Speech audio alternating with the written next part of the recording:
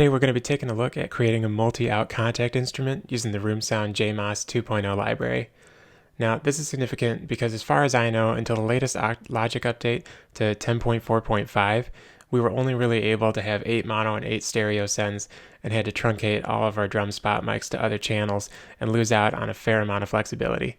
Now that there's a new batch of options, we can finally route our drums as if they were real channels using the correct amount of mono and stereo lanes for our instrument. So on the screen, there's a writing session that I'm working on that has a submission audio Euro bass track running some scratch MIDI bass. If you're interested, let me know in the comments, and I'll be sure to put together a guide for making that sound amazing too. But know that for this video, it's pretty stock and without any variation in it. So first thing we want to do, in our drum instrument track, we want to go down to AU Instruments, Native Instruments, Kontakt. So you can see that there's about double the amount of options that we used to have before this update. So today we're going to be using 8 stereo, 14 mono. Now this loads up a new plugin window, and you can see here I currently have no output set. That's how I have my default Kontakt plugin load up, because I like to set all of my outputs individually for each situation. So I'm going to open up a browser here and go into the JMOS Signature Series drum library and just load up the default kit. Now this is a really awesome kit if you just want like a vanilla starting point for routing out to using your own plugins in your DAW. This sounds really good right off the bat. You can see I can click all these, you can see sound happening, but it's not going anywhere. So we'll go into this mixer window and we'll hover here as we create our outputs. So click this output button and this loads up this window. What we want are 9 mono tracks, because that is how many are tracks in this instrument. This changes even with room sound. I know the blasting room, there's a snare side mic that's really awesome, so you'd probably want to run 10 mono tracks for that. Luckily in Logic now we can. We finally caught up with Pro Tools and Cubase, and Studio One and every other DAW has been able to do this for the longest time. So quantity, like I said, we want 9 just mono channels. So this number channel, we got mono, stereos too, and then you can go up and up depending on your system, but for drums only mono and stereo. So for the sound card host output, what we want to do, because the way that this works in Logic is the first 8 outputs, which is up to 16 channels here, so we have 1, 2, 3, 4 and so forth, those are reserved for stereo tracks. So once we go in our mixer and we select the input on the channels we add, the stereo tracks will appear first. So in order to get to our mono tracks and route everything correctly, we need to run into channel 17. So on my system, that's unassigned 7. It could be different on yours, it could be the same. You can find that out by just counting 1, 2, 3, 4 until you hit 17.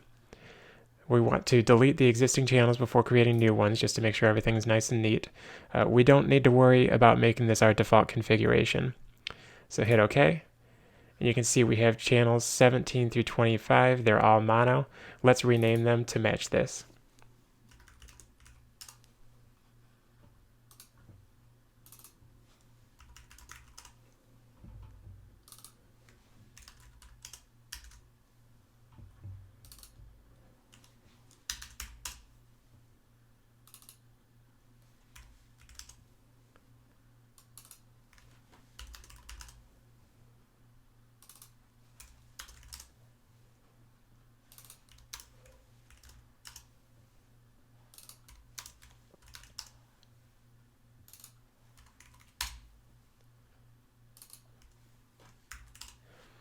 Alright, now you can see that I kind of shortened these up. I like to be able to see which one's which without really needing to guess.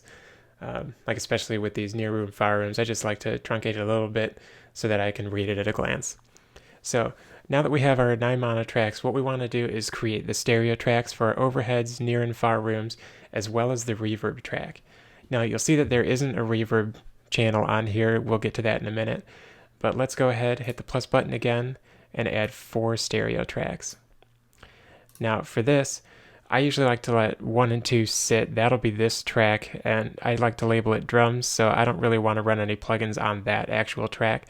So I usually start at 3 and 4, which is going to be aux 1, 1 and 2. Now we don't want to delete our existing channels, and again, we don't need to make this our default. So you can see we have 3, 4 through 9 and 10. Let's go ahead and name these.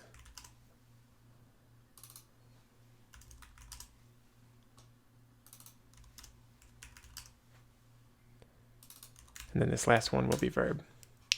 So right now, you can see if we go and try and put this, like send this kick in to this kick and output, the name doesn't appear. What we used to have to do is either reload this plugin, close logic, restart it or everything. Now we can just hit this exclamation point. Boom, there they are. So I'll just route these real quick.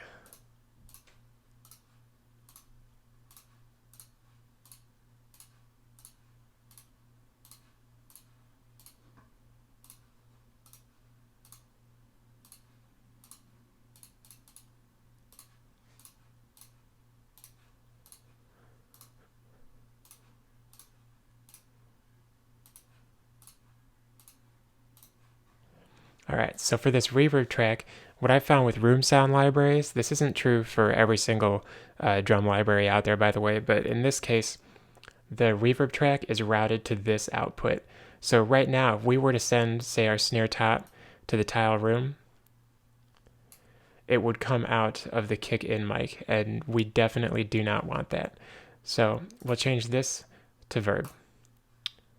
And once we hit that snare, you'll see this come out there. So I'm going to close this window, and let's look at our mixer window. I'm going to hit this plus button 13 times. All right, so you can see that these just go from smallest to biggest, and that's going to get everything out of order. What I used to do was create tracks and rearrange them in the mixer window, but I found a way to do it without needing any of that. So we can change the inputs from here. So like I said earlier, the mono tracks start at 17. We'll just get these all labeled in ascending order until we hit, I think it was 25.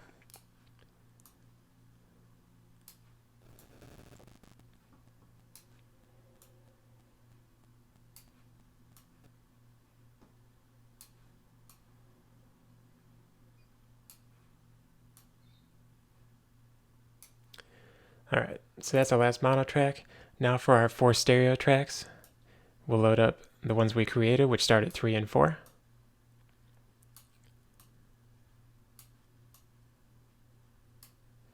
Alright, now everything will read everywhere in the same direction. So it's not like we have our overheads over here and our kick over here, but when you look in the plugin, our kick is over here, our overheads are over here. Everything is now going to be from left to right in every single place. So let's name these tracks.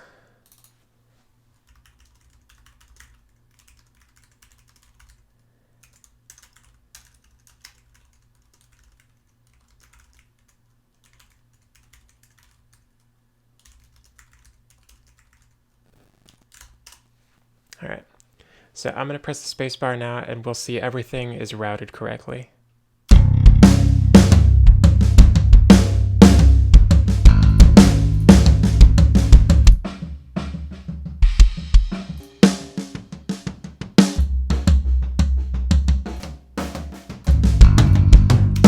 Alright, so that's all routed fine, but we see that our verb track is empty. So what I really like about room sound is they give you 4 different options. So if you wanted to do something like send your snare top to a tile room and your toms to like a nonlinear reverb, you can do that. That's great. But I actually really like the rooms for the tom reverb on this one. So for this case, I'm just going to send the snare top to the tile room. And I found that about -6 is where it sounds pretty good.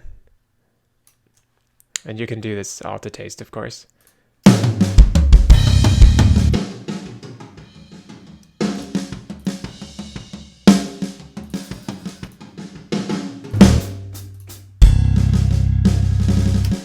Alright, so you can see everything here is labeled properly and it's all zeroed out. Now from here, you can go in. What I like to do is I actually like to match these faders and panning, and I usually change mine to audience perspective in this window here. But you can do whatever your heart desires. You can route this any which way you want. You can use the plugins in here and basically just print practically finished drums into these tracks if you want, or you can zero all of this out and then use your own plugins and export raw stems and do all that fun stuff. So I hope this helped with your setups. I know I wish I had something like this when I first started figuring out how to run multi-out instruments in Logic years ago. Let me know below if there are any other tips or tricks you'd like to know to help make your workflow more awesome or personalized. And until next time, keep mixing. Bye-bye.